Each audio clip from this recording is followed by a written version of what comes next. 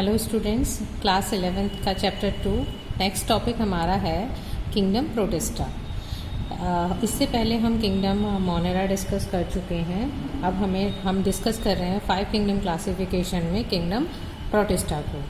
ठीक है, तो इसमें ज़्यादातर जो एनिमल्स आते हैं, कह सकते हैं हम, सिंगल सेल्ड होते हैं, यानी एक कोशिकीय जीव आते हैं हमारे, सिंगल सेल्ड और यूकैरियोट्स होते हैं। इससे पहले अगर आपको याद हो तो हमने मोनेरा में जितने भी प्रोकैरियोट्स हैं उनको लिया था। तो यहाँ पर प्रोटिस्टा किंगडम की जो खासियत हो गई वो क्या हो गई कि सिंगल सेल्ड हैं, और जितने भी यूकैरियोट्स, सिंगल सेल्ड यूकैरियोट्स हैं, वो किंगडम प्रोटिस्टा में रखे गए हैं।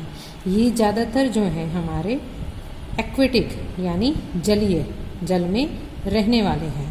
एक्वेटिक का मतलब जल में रहने वाले हैं। ज़्यादातर इनकी जो बॉडी है वो उसमें वेल डिफाइंड, क्योंकि यहाँ पर यूकैरियोट्स हैं तो न्यूक्लियस जो आपका केंद्रक होगा वो वेल डिफाइंड होगा, यानी कि उसमें प्रॉपर एक तरह से आपकी जो न्यूक्लियस को बाउंड करने वाली मेम्ब्रेन होती हैं वो प्रेजेंट रहेंगी, और जितने भी आपके कोशिका अंग होंगे, कोशिका अंग यानी ऑर्गेनल्स, यानी सेल ऑर्गेनल्स जितने भी होंगे वो मेम्ब्रेन से बाउंड रहेंगे। तो क्या कह सकते हैं हम, मेम्ब्रेन बाउंडेड ऑर्गेनल्स। ठीक है, जितने भी कोशिका अंग, जैसे कोई भी यूकैरियोट्स में जैसे कोशिका में जितने भी, जैसे केंद्रक है, माइटोकॉन्ड्रिया है, तो ये सारे क्या होंगे, वेल डिफाइंड एक मेम्ब्रेन से घिरे हुए होंगे। अगर हम इनके रिप्रोडक्शन की बात करें, रिप्रोड्यूस कैसे करते हैं, है ना। देखो, कोई भी एनिमल या कोई भी किंगडम अगर हमें पढ़ना है तो उसका सेल टाइप पढ़ेंगे, वो किस प्रकार का है, वो कहाँ रहता है, कैसे रिप्रोड्यूस करता है, कैसे खाता है, ये सब चीज़ें डिस्कस करनी होती हैं। तो अगर हम किंगडम प्रोटिस्टा का ये देखें कि वो रिप्रोड्यूस कैसे करता है, तो दोनों तरीके से, एसेक्सुअली भी और सेक्सुअली भी। ठीक है, एसेक्सुअली मीन्स अलैंगिक। हिंदी में भी थोड़ा सा मैं आपको बता देती हूँ, लेकिन ज़्यादातर कोशिश करिएगा कि आप इसकी इंग्लिश टर्म्स को लेकर चलें। और लैंगिक, दोनों प्रकार का प्रजनन पाया जाता है। एसेक्सुअल रिप्रोडक्शन की अगर बात करें तो जो सेल है, सेल फ्यूजन शो करता है, यानी दो कोशिका होंगी वो आपस में फ्यूज कर जाएंगी, सिंपल। ठीक है, और सेक्सुअली अगर हम बात करें तो जाइगोट की फॉर्मेशन के साथ होगी, यानी उस आधा मेल पेरेंट से आधा फीमेल पेरेंट से, उन दोनों का फ्यूजन और फिर जाइगोट की फॉर्मेशन। इस तरीके से ये सेक्सुअल रिप्रोडक्शन इसमें होगा। अब क्योंकि किंगडम प्रोटिस्टा हम पढ़ रहे हैं, किंगडम प्रोटिस्टा के भी अपने थोड़े से डिफरेंसेस एनिमल्स में पाए गए, तो विटाकर ने इन्हें सब डिविजन्स में बांट दिया। तो पहला उसमें से 5 सब डिविजन्स में बांटा है। अगर हम इस तरीके से डिवाइड करें प्रोटिस्टा को, तो 5 सब डिविजन्स में ये है। ठीक है, पहला जो है वो है क्राइसोफाइटा, क्राइसोफाइट्स जिन्हें हम कहते हैं। फिर हैं डाइनो फ्लैजलेट्स,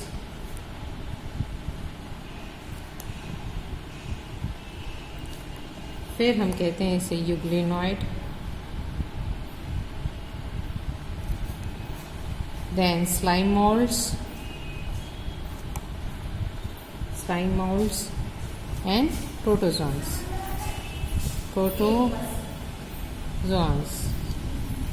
इस तरीके से हम इसे यहाँ पर डिवाइड कर देते हैं। अब इन पांचों को की कैरेक्टरिस्टिक्स डिफरेंट हैं, इसलिए मैंने इन्हें साथ में लिख दिया है ताकि यहीं पर इनका डिफरेंशिएशन जो है आपको पता चल जाए। जैसे हम यहाँ पर पहले डिस्कस कर रहे हैं क्राइसोफाइट्स को। ठीक है, क्राइसोफाइट्स में जो हैं, इसमें जनरली जो हैं डाई एटम्स आते हैं, डाई एटम्स, और आपकी जो सुनहरी कवक होती है वो आती है, यानी गोल्डन एल्गी। जिसे हम डेस्मिड्स भी कहते हैं, गोल्डन एल्गी। इसके मेंबर्स जो हो गए डायटम्स हो गए, और गोल्डन एल्गी जिसे हम डेस्मिड्स कहते हैं।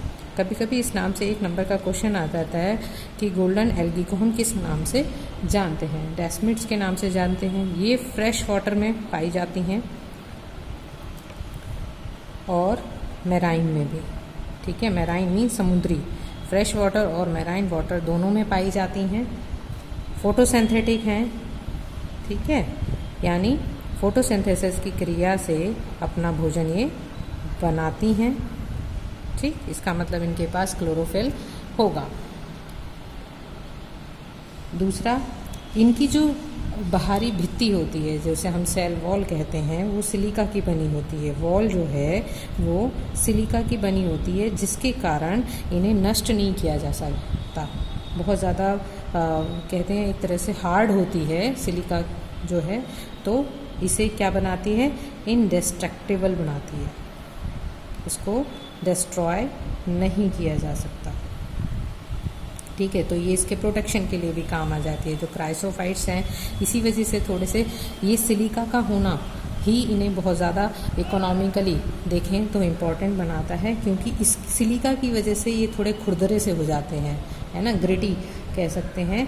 और इसी के कारण जब ये बहुत सालों में एक्यूमुलेट हो जाते हैं तो ये जो है हमारी डायएटोमेशियस अर्थ का निर्माण भी करते हैं। ठीक है, इस सिलिका के कारण ही डायएटोमेशियस अर्थ का जो अर्थ इनसे बनती है वो इस सिलिका के कारण ही बनती है। और इसी सिलिका के कारण, इस सिलिका की वजह से ही जो मैं बता रही हूँ ना, ये कणमय हो जाते हैं। तो हम क्या करते हैं, इसका यूज़ पॉलिशिंग में बहुत ज़्यादा होता है। पॉलिशिंग के लिए हम इसका यूज़ करते हैं, और फिल्टर करने में यानी छानने में, फिल्ट्रेशन जो होती है बड़े लेवल पर ऑयल्स की, है ना, और तेल की जो फिल्ट्रेशन की जाती है, तो उसमें भी इस सिलिका की वजह से इन क्राइसोफाइट्स का यूज़ होता है। और सिरप वगैरह जो हमारे बनते हैं उनका भी फिल्टर इनकी ही हेल्प से किया जाता है। अगर हम ओशन की बात करें तो क्योंकि ये मैराइन है, तो ओशन के जो प्राइमरी उत्पादक है ना, यानी मेन उत्पादक, चीफ प्रोड्यूसर्स की कैटेगरी में भी यही आते हैं। यानी जो अगर हम बात करें ओशन में प्रोड्यूसर यानी उत्पादक जो हैं मेनली, वो कौन है, हमारे क्राइसोफाइट्स हैं। ठीक है, क्राइसोफाइट्स प्रोटिस्टा जो हैं उनकी कितनी इंपॉर्टेंस हो गई, किसकी वजह से, ये जो इनकी सेल वॉल है वो सिलिका की बनी हुई है, और सिलिका की वजह से ही जो जब ये इनके अवशेष बच जाते हैं तो ये डायएटोमेशियस अर्थ का निर्माण करते हैं। और इसी के कारण ये polishing, filtration of oil and syrup में भी काम आते हैं। और मेन इनका जो फंक्शन हो गया वो चीफ प्रोड्यूसर यानी उत्पादक के रूप में है ये ओशन के। ठीक, तो इस तरीके से क्राइसोफाइट्स की डिटेल यहाँ पर आ गई है, तो आप इसको एक तरह से नोट डाउन कर लेना। फिर आते हैं दूसरे, हमारे आते हैं डायनोफ्लैगेलेट्स। ठीक है, अब डायनोफ्लैगेलेट्स जो हैं मेनली यहाँ पर ये कैसे हैं, मैराइन हैं। मैराइन मतलब समुद्री। ठीक, यहाँ पर ये फ्रेश वाटर और मैराइन दोनों थे, लेकिन डायनोफ्लैगेलेट्स को अगर हम देखें तो ये मैराइन हैं और फोटोसिंथेटिक भी हैं, जैसे कि हमारे क्राइसोफाइट्स थे। थोड़ा सा चैप्टर ये लेंदी हो जाता है बच्चों, क्योंकि ये कैरेक्टर्स आपको लर्न करने पड़ते हैं, तो जब ये सारे इकट्ठे होते हैं तो थोड़ा सा डिफ़िकल्ट हो जाता है। तो इसको यहीं इसीलिए मैंने कंपैरेटिव स्टडी ये बनाई है, ताकि आप इसको कंपेयर करके एक दूसरे से लर्न भी कर सकें। इनकी डायनोफ्लैगेलेट्स की एक खासियत होती है, ये बहुत कलरफुल होते हैं। येलो कलर के भी मिलेंगे आपको, ग्रीन कलर, डिपेंड करेगा कि कौन सा पिगमेंट टाइप इनके अंदर प्रेजेंट है, उसी कलर के ये आपको दिखाई देंगे। ठीक है, डाइनो मीन्स दो, डाइनो मीन्स दो, फ्लैजिला मीन्स 2 फ्लैजिला वाले, यानी इसमें कितने फ्लैजिला पाए जाएंगे? 2 फ्लैजिला। हमें पहले ही पता है कि फ्लैजिला किस लिए यूज होते हैं? फॉर मूवमेंट, यानी एक जगह से दूसरी जगह जाने के लोकोमोटरी ऑर्गन के रूप में फ्लैजिला पाए जाते हैं। इसमें एक एग्जाम्पल है गोनियलैक्स।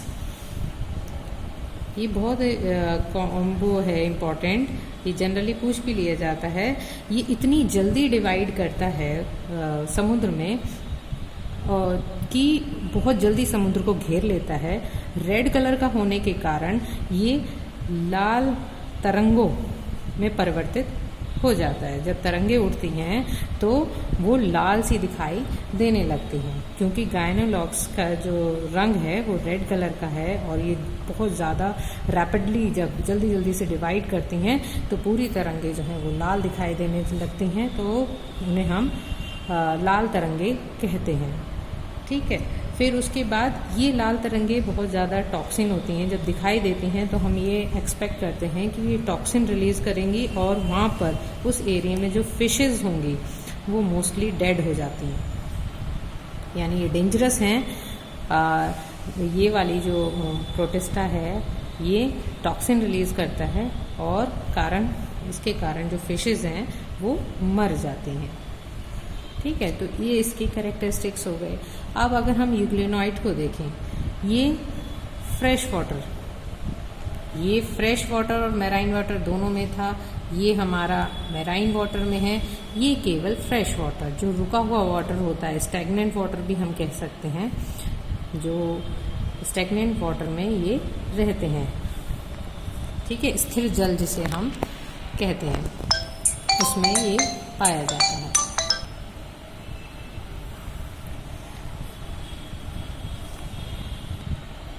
इसमें सेल वॉल की जगह पेलिकल पाई जाती है, जो कि बहुत ज़्यादा मुलायम सी होती है, प्रोटीन की बनी होती है। क्या होती है? पेलिकल प्रोटीन की बनी हुई होती है, उससे ये घिरा रहता है यूग्लिनॉइड, और उसकी वजह से ये फ्लेक्सिबल होता है, बहुत ज़्यादा मुड़ तुड़ बड़े आराम से सर हो सकता है। जैसे आपने यहाँ देखा था, जो सेल वॉल थी वो सिलिका की थी, वो इसे बहुत हार्ड बनाती थी, लेकिन यहाँ पर सेल वॉल जो है वो पेलिकल की बनी हुई है, जो कि प्रोटीन है, और वो उसे बहुत मुलायम बना रही है। ये यहाँ पर इसका डिफरेंस हो गया। इसमें भी फ्लैजिला पाए जाते हैं। ठीक है, फ्लैजिला, इसमें जो पोषण है वो 2 प्रकार से पाया जाता है। अगर सनलाइट है, ठीक है, तो ये क्या होगा? फोटोसिंथेटिक इन नेचर होगा। ठीक है, फोटोसिंथेसिस करेगा। अगर लाइट नहीं प्रेजेंट है, सनलाइट नहीं है, नो सनलाइट इज देयर, तो ये केमोसिंथेटिक करेगा, यानी केमिकल से अपने वो सिंथेसिस, वो हेटेरोटॉपिक नेचर ये शो करेगा, यानी दूसरे उस पर फीड करेगा, है ना। कितना डिफरेंस हो गया। यहाँ पर ये ऑटोट्रॉप की तरह बिहेव कर रहा है, सनलाइट है, तो अगर यहाँ पर सनलाइट नहीं है तो ये परपोषी बन गया।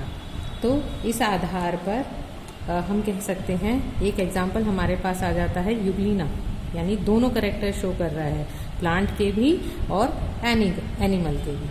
तो यूग्लिनॉइड जो ग्रुप है ये बाद में आपका कह सकते हैं एक तरह से बहुत ज़्यादा विवाद का भी कारण बना कि इस तरीके से ये प्रोटिस्टा में रखा जाना चाहिए या नहीं रखना चाहिए। ठीक है, अगर हम स्लाइम मॉड्स को देखें तो ये सारे सेप्रोफाइट्स हैं।